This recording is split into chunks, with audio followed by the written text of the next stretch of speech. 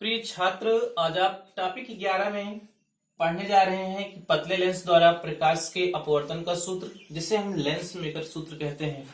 यह आप सबके लिए बहुत ही इंपॉर्टेंट टॉपिक है। पेपर में पूछा जाता है इसका डेरिवेशन बहुत, इसलिए टॉपिक आप लोगों के लिए इंपॉर्टेंट हो जाता है। जानते हैं कि formula for refraction through a thin lens, जिसे कहते हैं लेंस मेकर फार्मूला।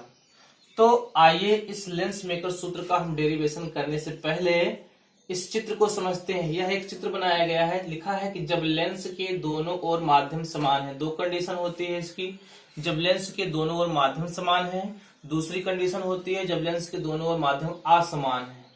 तो सबसे पहले हम इसको पढ़ेंगे कि जब लेंस के दोनों ओर माध्यम समान है। तो इसके पहले सबसे पहले हम चित्र को देखते हैं, उसके बाद चित्र को समझते हुए आगे इसका हम डेरिवेशन करके इसका सूत्र निकालते हैं। तो आइए पहले चित्र को देखते हैं। तो इस चित्र को जैसे कि देख रहे हैं, यह एक स्फेरिकल लेंस है, यानी कि गोलीय लेंस है। अगर ये गोलीय लेंस है तो ये कौन सा लेंस है? उत्तल लेंस दिखाई दे रहा है। दोनों पृष्ठ इसके उभरे हुए हैं और किनारे किनारे पर पतले हैं, इसलिए कौन सा लेंस है? उत्तल लेंस। यह एक ऐसा लेंस है जो कि बहुत पतला है। कौन सा लेंस लेंगे इसमें? Thin lens. इसको कहते हैं पतला लेंस। लिखा है जैसे कि हेडिंग में ही कि पतले लेंस द्वारा प्रकाश के अपवर्तन का सूत्र, इसलिए यह लेंस को हम पतला मानते हैं। मान लेते हैं इस लेंस का अपवर्तनांक स्मॉल n है, जो कि ये कौन सा माध्यम है? Small n। ये है सघन माध्यम। लेंस का जो पदार्थ है, ये पदार्थ इसमें भरा हुआ है लेंस में, इसको हम कहते हैं सघन माध्यम। बाहर वाला माध्यम कौन सा मान लेते हैं? विरल है। देखिए दोनों तरफ के माध्यम आपस में समान है, यानी कि n1 ये भी विरल है, n2 ये भी विरल माध्यम है, तो दोनों तरफ के माध्यम समान है। इसके लिए ये माध्यम इसका कितना है? अपवर्तनांक n है, ये n1 और n2 दोनों तरफ माध्यम समान, जो कि ये वायु में रखा है पूरा सिस्टम। इस लेंस को हम वायु में रखे हैं। तो सबसे पहले मान लेते हैं कि पहला, इस लेंस का पहला सरफेस है S1, यानी कि पहला पृष्ठ S1 कहलाएगा और दूसरा जो पृष्ठ है ये S2 कहलाएगा। S1 के पहले पृष्ठ के लिए इसका हम पहला सेंटर ऑफ कर्वेचर C1 इधर लिखेंगे। दूसरा सेंटर ऑफ कर्वेचर मतलब इसका वक्रता केंद्र, पहले पृष्ठ के लिए वक्रता केंद्र C1 तथा दूसरे पृष्ठ का वक्रता केंद्र C2। जब इन दोनों को हम आपस में मिला देते हैं तो एक मुख्य अक्ष बन जाता है। यह एक मुख्य अक्ष बन जाएगा, यानी कि S1 को हम C1 से मिलाएंगे, यानी कि पहले वाले पृष्ठ का जो वक्रता केंद्र होगा वो C1 कहलाएगा तथा दूसरे वाले पृष्ठ का जो वक्रता केंद्र होगा वो C2 कहलाएगा। अब यह एक मुख्य अक्ष बन गया, लाइन दोनों मिला दिया मैंने, मुख्य अक्ष बन गया। मुख्य अक्ष पर एक बिंदु वस्तु O मैंने रखा, बिंदुवत रखा। अब जानते हैं कि जब वस्तु बिंदु O से चलने वाली प्रकाश जो होती है उसको हम आपतित किरण कहते हैं। यह आपतित किरण पृष्ठ नंबर S1 पे गिरती है, S1 पृष्ठ पे गिरती है। और हम जानते हैं कि जब कोई किरण, ये विरल माध्यम है और यह लेंस मैंने क्या मान रखा है? सघन माध्यम। जब कोई किरण विरल माध्यम से सघन माध्यम में प्रवेश करती है तो वह अभिलंब की ओर झुकती है, जैसा कि आप लोग पहले से ही पढ़ रखे हैं, इसको पढ़ाया गया पहले ही टॉपिक में। तो यह O से S1 पृष्ठ पे जो किरण गिर रही है इसको आपतित किरण कहते हैं। और जानते हैं कि यह किरण विरल माध्यम से सघन माध्यम में प्रवेश कर रही है। ये इतनी किरण अपवर्तन होने के पश्चात ये इतनी किरण होगी इसकी। ये अगर ये माध्यम ना होता तो ये किरण का एक्चुअल रे जो होती है ये सीधा बाहर की तरफ निकल जाती है, लेकिन माध्यम यहाँ पे चेंज हो रहा है, इसलिए यह अपने अभिलंब की ओर झुक जाते हैं। क्योंकि जानते हैं कोई भी प्रकाश की किरण होती है विरल माध्यम से सघन माध्यम में प्रवेश करती है तो अभिलंब की ओर झुक जाती है। हम देख रहे हैं अपवर्तन किस पृष्ठ से हो रहा है? तो यह पृष्ठ S1 से हो रहा है। जब पृष्ठ S1 से अपवर्तन हो रहा है तो हमें पृष्ठ S1 का अभिलंब चाहिए। तो अभिलंब के लिए S1 का मैंने सेंटर ऑफ कर्वेचर क्या मान रखा है? C1 वक्रता केंद्र।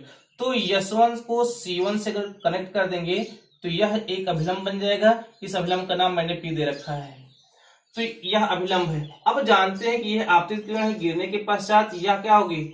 अपवर्तित होगी। अपवर्तन के पश्चात यह अभिलंब की ओर झुकती हुई चली जाएगी। तो देख रहे हैं कि यह अभिलंब है, इस तरफ अभिलंब की ओर झुकती हुई ये बाहर की तरफ आ गई, ये I डैश। इसका प्रतिबिंब क्या बन गया? I dash. इसको मैंने I डैश मान रखा है, प्रतिबिंब I डैश बन गया। अगर ये दूसरी सरफेस उपस्थित ना होती, ये दूसरी सरफेस उपस्थित ना होती तो O का प्रतिबिंब यहाँ I डैश पे बनता, लेकिन अब ये दूसरी सरफेस उपस्थित है, यहाँ पे S2 दूसरा सरफेस है, पृष्ठ है, इसलिए अब यहां से ये सघन माध्यम बन जाएगा और ये विरल माध्यम बन जाएगा। जब किरण विरल और सघन माध्यम से विरल माध्यम में प्रवेश करती है तो अभी अभिलंब की ओर झुक जाती है। तो सबसे पहले पृष्ठ S1 से इसका अपवर्तन हुआ, अपवर्तन पश्चात ये अभिलंब की ओर झुकते हुए बिंदु I डैश पे चली गई, यानी कि O का प्रतिबिंब I डैश बना कब, जब ये दूसरा पृष्ठ S2 उपस्थित नहीं है तब I डैश बन रहा है। लेकिन यहाँ पे देख रहे हैं कि दूसरा पृष्ठ उपस्थित है, तब इसका प्रतिबिंब कहाँ बनेगा, इस वस्तु का प्रतिबिंब कहां बन जाएगा, आई डैश, यानी कि आई डैश वाला कहां आ जाएगा, बिंदु आई पे आ जाएगा प्रतिबिंब बना के। तो देखते हैं कि अब यहां से ये जो किरण है, ये वाली जो लेंस में किरण है, ये आपतित किरण हो जाएगी।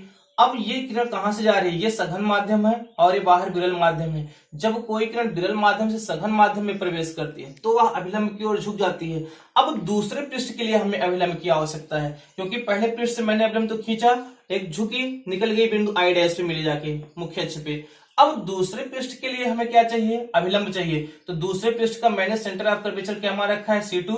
तो S2 वाले सरफेस को C2 वाले से मिलाया, दूसरे का अभिलंब बन गया।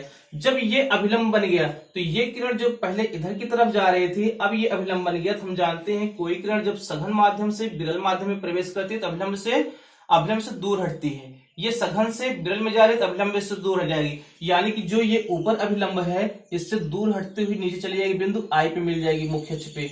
अब ये आई जो है प्रतिबिंब है, किसका प्रतिबिंब है। अब दूसरे पृष्ठ के लिए आभासी वस्तु का कार्य कौन करेगा, जो ये प्रतिबिंब बन रहा था पहले वस्तु के लिए आई डैश का मान, जब S2 नहीं था तब प्रतिबिंब बन रहा था आई डैश, लेकिन जब S2 है तो इस वस्तु के लिए आई डैश जो होगा इसका आभासी कार्य करेगा। इस आई डैश का प्रतिबिंब कहां बन जाएगा, आई पे बनेगा। ये वस्तु का कार्य करेगा दूसरे पृष्ठ के लिए, ध्यान देना है यहाँ पे। ये आई डैश जो होगा दूसरे पृष्ठ के लिए वस्तु का कार्य करेगा। और जब यह किरण यहां से अपवर्तित होगी, गिरने के पश्चात अभिलंब से दूर हटती हुई चली जाएगी, तो यानी कि इसका प्रतिबिंब कहां बन जाएगा, बिंदु आई पे बन जाएगा। इतना हमेशा ध्यान में रखना है कि आई डैश इसका आभासी वस्तु का कार्य करेगा पृष्ठ S2 के लिए। तो सबसे पहले हम देखते हैं कि यहाँ पे 2 बार अपवर्तन हो रहा है, कहां पे, S1 से और S2 से। तो सबसे पहले हम पृष्ठ S1 से अपवर्तन के नियम द्वारा इसका व्यंजक निकालते हैं। तो आइए देखते हैं यहाँ पे कि पृष्ठ S1 द्वारा प्रकाश के अपवर्तन के नियम से,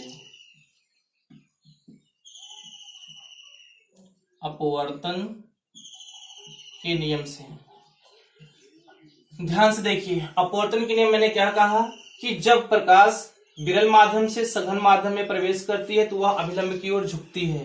तो इसके लिए आपने पिछले ही टॉपिक पे व्यंजक निकाल रखा था, गोलीय अवतल पृष्ठ से उसके लिए व्यंजक निकाल रखा है आपने।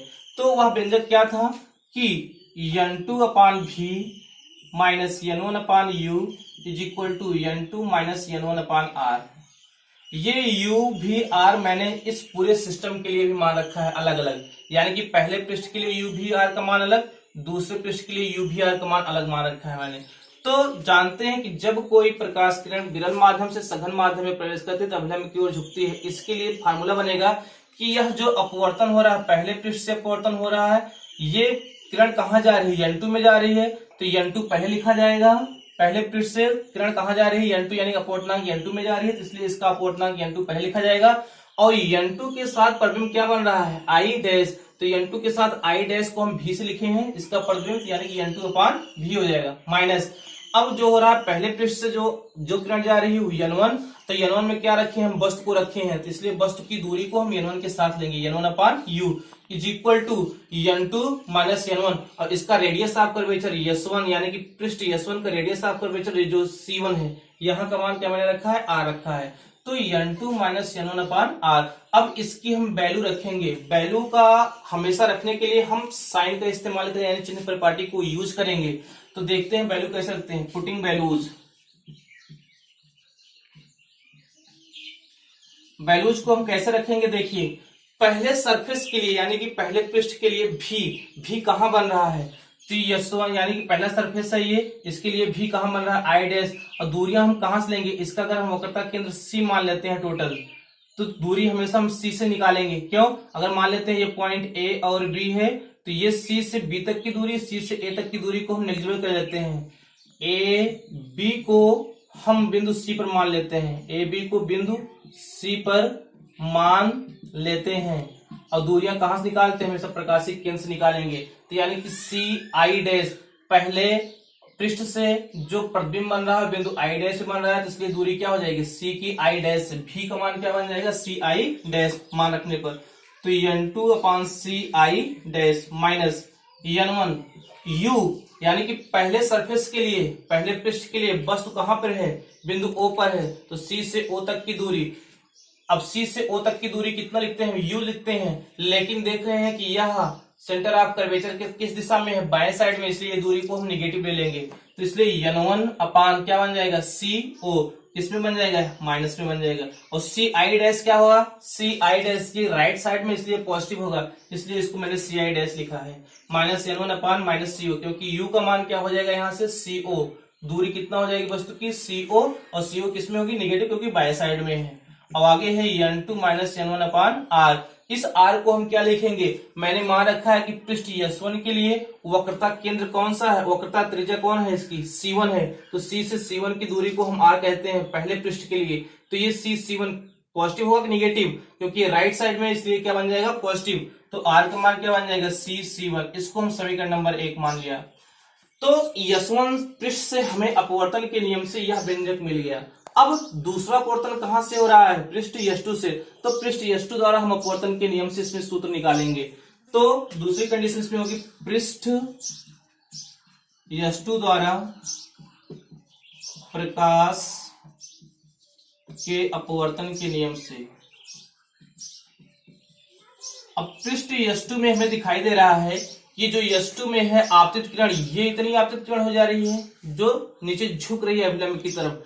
ये आपतित किरण यहाँ है, लेकिन आपतित किरण को हम कहाँ मानते हैं, आपतित किरण की दिशा हमेशा कहाँ होती है, मुख्य अक्ष की तरफ होती है। तो ये जो दिशा है इसकी मुख्य अक्ष की तरफ यहाँ पे आएगी, यानी आपतित किरण ये वाली बन जाएगी। जब ये आपतित किरण हो जाएगी, वस्तु को यहीं कहीं प्लेस करेंगे, आई डैश इसका वस्तु का काम करेगा मुख्य अक्ष पे दूसरे पृष्ठ के लिए। और कैसा है, ये आभासी वस्तु का काम करेगा, इसका प्रतिबिंब कहां बन जाएगा, बिंदु आई पे। क्यों, क्योंकि जानते हैं जब कोई किरण जो होती है सघन माध्यम से विरल माध्यम में प्रवेश करती है तो वह अभिलंब की ओर झुकती हुई बाहर चली जाती है। अगर पृष्ठ S2 ना होता तो इसका प्रतिबिंब आई डैश पे बनता, पृष्ठ S2 है तो आई डैश का प्रतिबिंब उठा के कहां बना देगा, आई पे बना देगा। तब दूसरे के लिए हम अपवर्तन के नियम से देखेंगे पृष्ठ S2 पे, तो देख रहे हैं कि यह किरण है सघन माध्यम में जाएगी विरल माध्यम में। जब ये सघन माध्यम में विरल माध्यम जाती है तो अभिलंब की ओर झुकती है, तो इसका अपवर्तनांक चेंज हो जाएगा। जो पहले यहाँ पे n2 हुआ करता था, अब वो पहले n1 होगा, n1 upon V minus n2 upon u is equal to, अब जो यहाँ पे n2 माइनस n1 है चेंज हो जाएगा, n1 पहले लिखेंगे n2 बाद में, तो n1 माइनस n2 अपान r। दूसरे पृष्ठ के लिए हम वैल्यू पुट करेंगे, तो लिखेंगे पुटिंग वैल्यूज। दूसरे पृष्ठ के लिए वैल्यू क्या रखेंगे, n1 अपान भी। दूसरे पृष्ठ के लिए भी कौन है, भी मतलब प्रतिबिंब की दूरी।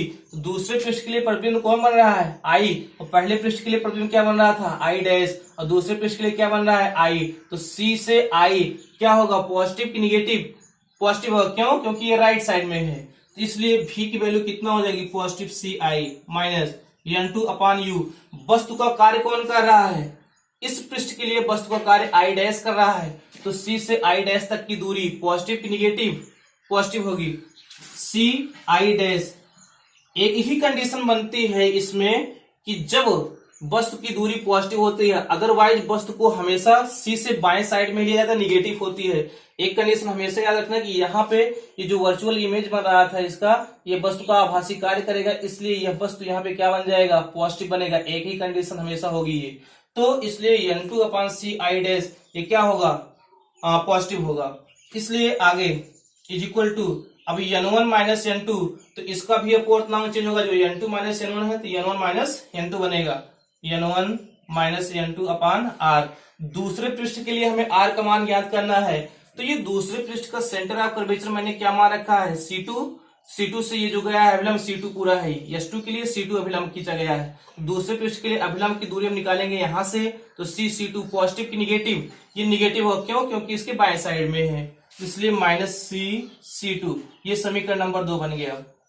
इस समीकरण नंबर 1 में देख रहे हैं, समीकरण नंबर 2 में देख रहे हैं कि n2 अपान CI डैश ये निगेटिव है, n2 अपान CI डैश पॉजिटिव है। अगर हम इन दोनों समीकरण को जोड़ लेते हैं तो ये दो वैल्यू आपस में कट जाएगी। क्यों काटेगी ये वैल्यू, क्योंकि ये आभासी वस्तु का कार्य कर रहा है, तो आभासी वस्तु को यहाँ कोई रोल नहीं है, इसलिए इसको हम यहाँ से इलिमिनेट करना चाहेंगे, विलुप्त करना चाहेंगे आई डैश को। तो विलुप्त कब होगा? जब हम समीकरण 1 और समीकरण 2 को आपस में जोड़ लेंगे। जब समीकरण 1 और 2 को आपस में जोड़ेंगे तो ये दोनों वैल्यू आपस में कट जाएंगे। तो लिखेंगे कि समीकरण 1 व 2 को जोड़ने पर, समीकरण 1 और 2 को जब हम जोड़ेंगे तो देखिए हम जोड़ेंगे इसको, तो पहला समीकरण ये है, दूसरा समीकरण ये है, ये प्लस में है और ये माइनस में है, दोनों कट जाएगा, बचेगा क्या यहाँ पे? Minus n1 upon minus you, A minus minus मिलकर क्या बन जाएगा? प्लस। तो लिख देंगे इसको n1 अपान सी यू। यहाँ पे क्या बच रहा है? n1 upon C I plus n1 upon C I is equal to, ये कितना है यहाँ पे? n2 minus n1, n2 minus n1 अपान c1। और ये यहां से देखिए n2 माइनस n1 है, ये n1 माइनस n2, यहां से अगर हम माइनस कॉमन कर लेते हैं, जब यहां से हम माइनस कॉमन कर लेंगे तो ये माइनस कॉमन कर लेंगे तो ये वाला माइनस क्या हो जाएगा? प्लस बन जाएगा, ये माइनस प्लस बन जाएगा, ये क्या बन जाएगा? माइनस बन जाएगा माइनस कॉमन करने पे। तो माइनस n1 प्लस n2 अपान c2, तो ये हो जाएगा प्लस n2 माइनस n1 अपान c2, यही बनेगा। अब इसके लिए क्या करते हैं, यहां से n1 और n1 को कॉमन कर लेते हैं, कॉमन दिखाई दे रहा है, n1 कॉमन कर लेंगे, बचेगा 1 अपान co प्लस 1 अपान ci, ये बचेगा। n2 minus n1, n2 minus n1, यहां से भी दोनों कॉमन दिखाई दे रहा है, तो कॉमन कर लेंगे n2 माइनस n1, ये कॉमन हो गया, बचेगा कितना? c1 है, कितना है? c1, ये वैल्यू c1 है, n2 माइनस n1 अपान c1 है, तो c1 यानी कि 1 अपान c1 प्लस 1 अपान c2 मिलेगा यहाँ पे हमें।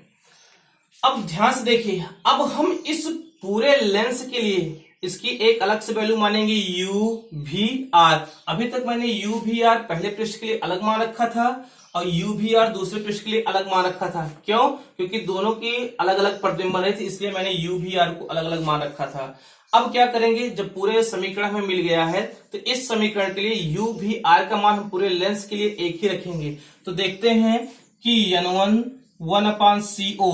अब देखिए ये CO ये वस्तु की दूरी है और ये किस दिशा में है? C से बाएं दिशा में, इसलिए इसको क्या लिख लेंगे हम? Minus U। वस्तु की दूरी को U से लिखते हैं, बाएं साइड में माइनस U बन जाएगा। तो 1 अपान CO माइनस V प्लस 1 अपान CI, C से I ये प्रतिबिंब की दूरी है, इस CI को हम V से लिखते हैं और क्या होगा? पॉजिटिव निगेटिव, ये पॉजिटिव होगा, क्यों? क्योंकि ये राइट साइड में है।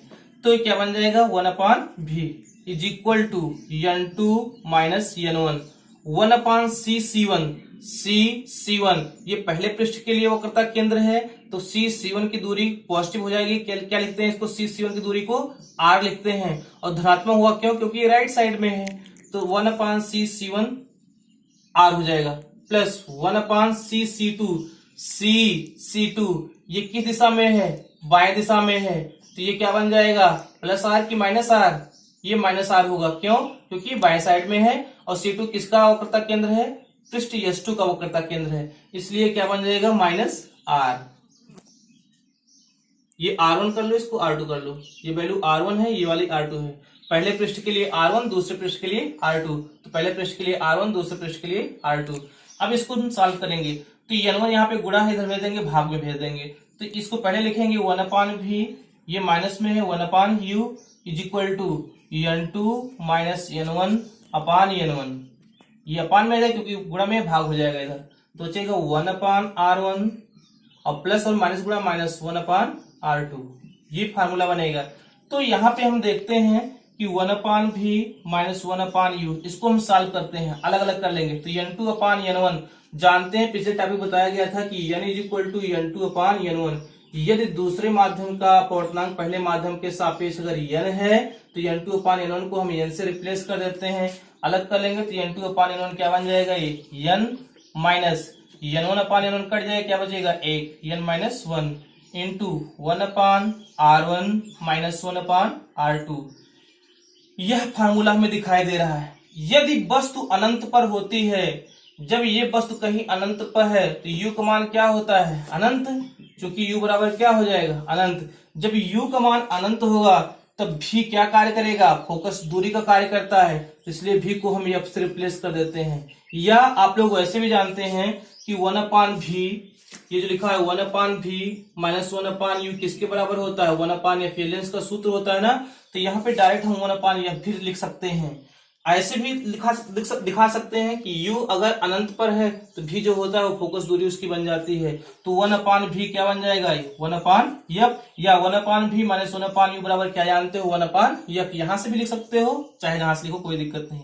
तो 1/f is equal to n-1 1/r1 minus 1/r2। यह जो रिलेशन मिल रहा है हमें, यही लेंस मेकर का सूत्र कहलाता है। ध्यान से देखते हैं ये किस पे डिपेंड करता है। तो सबसे पहले ये फोकस दूरी है, ये R1 और R2 यानी कि पहले पृष्ठ की वक्रता त्रिज्या, दूसरे पृष्ठ की वक्रता त्रिज्या, और तीसरा क्या है, अपवर्तनांक, यानी कि फोकस दूरी जो है R1, R2 और अपवर्तनांक पर डिपेंड कर रहा है। यानी कि अगर 1/f फोकस दूरी है तो इसी को हम क्या कहते हैं, लेंस की पावर भी कहते हैं, क्योंकि हम जानते हैं कि P is equal to 1/, focal length यानी फोकस दूरी होता है।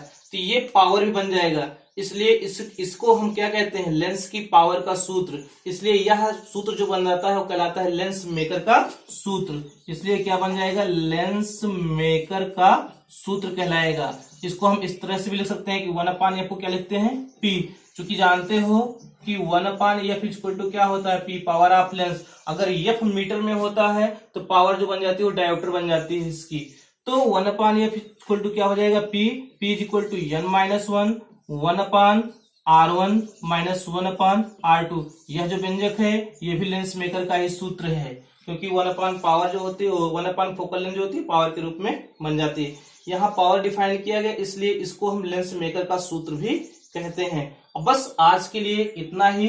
आप लोगों को आशा करता हूं अच्छे से समझ में आएगा डेरिवेशन। इस डेरिवेशन को 1 और 2 बार फिर से दोहराना और कॉन्सेप्ट क्लियर करके चलना, सारी चीजें समझ में आ जाएंगी। आज की वीडियो में बस इतना ही। बाकी आगे की वीडियो में आपके लिए और अच्छा मतलब डेरिवेशन लेकर आते रहेंगे। इसी प्रकार आप लोग अपनी पढ़ाई अच्छे से करते रहिए। धन्यवाद।